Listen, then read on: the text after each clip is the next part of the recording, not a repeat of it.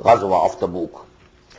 Two things are very peculiar, and they were, for the first time, these steps were taken. Number one, the target was absolutely declared clear. We are going to confront Rome, so that it should be clear to all people where they are going.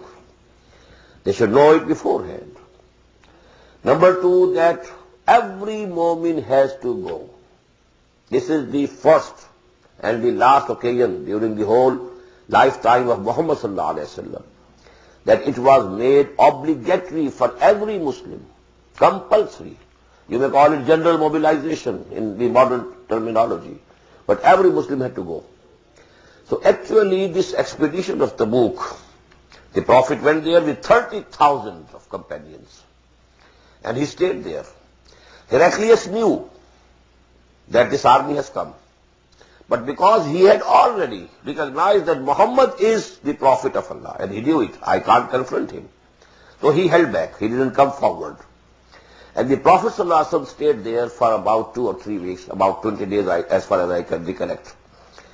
And during this period, he accomplished something which I will give you later on. And then he returned.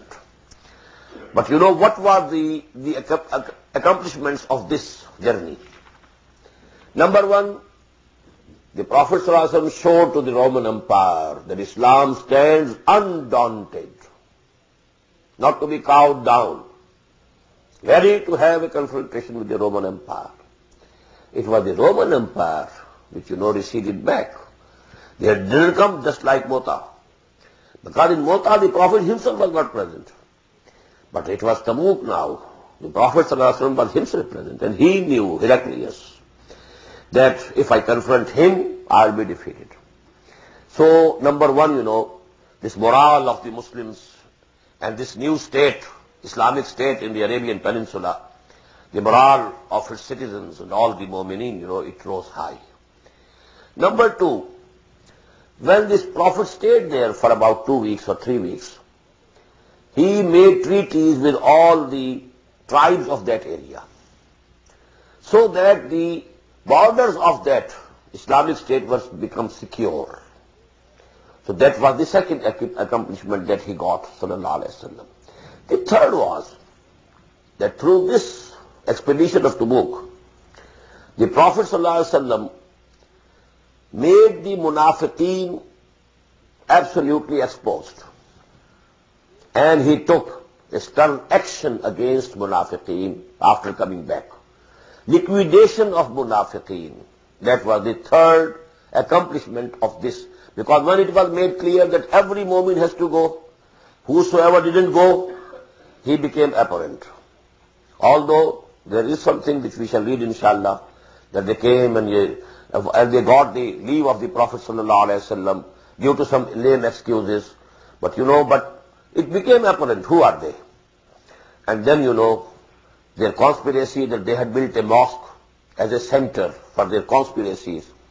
The Prophet, when he came back, the Prophet, he was commanded by Allah subhanahu wa ta'ala to burn it down and to pull it down. So that was a very big blow. And according to some traditions, the Prophet also identified about 30 of them. And he called by names. Such and such, son of such and such should stand up and leave our place. So this is the only incident in the whole life of the Prophet ﷺ that he did identify certain munafiqeen, made them apparent and known to the public, to the Muslims, to the Mu'mins, that such and such people are munafiqeen. Not all of them, but some of them. But this season in which this expedition was being undertaken was very unfavorable. Hottest days of the Arabian Peninsula. Then, there was dearth of, food. And now the harvest of the date, that was ready.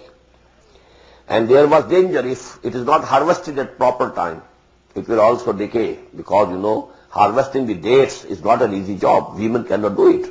Going up, the high stem of the date palm and then taking the dates from there. So if no men were to remain behind to harvest this crop, it would also go to waste. So all types of, hard trials and tribulations and tests, they were gathered together for the second time during this Madani period. The first time is Ghazwatul Ahzab, hardest test.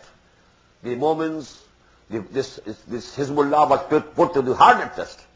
During that also, and rather more hard now, because now people know we are confronting the Roman Empire. Up till now, there was, sort of infighting between the tribes, between the people of Arabia only. But now an established superpower of the time. Because at that time also, incidentally, there were two superpowers. The Empire of Iran and the Empire of Rome. And sometimes the Romans advanced and they captured some area from the Iranians.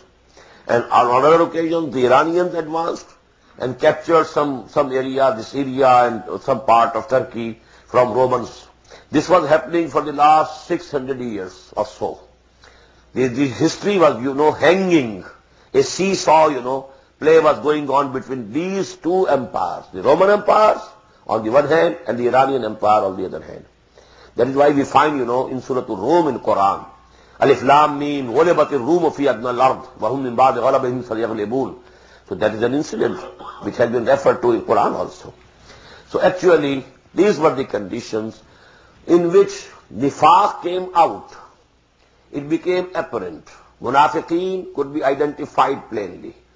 So this was the third accomplishment of this expedition of Tabuk. Now let us start. Ya ayyuhalladhina amanu ma lakum idha qila lakum unfiru fi sabilillahi saqaltum ila al-ard. Oh, you who believe. Now note here. Who are being addressed really are not the true mu'mins. These are the munafiqs. But as I told you, nowhere in Quran they have been addressed as Ya ayyuhalladhina nafaqu or Ya ayyuhal munafiqun. Because legally they were also Muslims. Oh, you who profess to believe, let us translate it that way. Ma lakum, what has happened to you? Iza qila lakum unfiru fi sabilillah. When it is said to you, go out in the way of Allah. Saqaltum ila al-ard. You cling heavily to the earth. Arazitum bil hayati dunya min al-akhirah. Have you now preferred life of this world? You are pleased with this life of this world over the akhirah? You are bartering akhirah off in exchange for this worldly life? فَمَا مَتَاعُ الْحَيَاةِ الدُّنْيَا فِي الْآخِرَةِ إِلَّا قَلِيلٌ. So all these, the comforts and the material of this worldly life as compared to akhirah is equal to zero. Qaleel means the little, a little.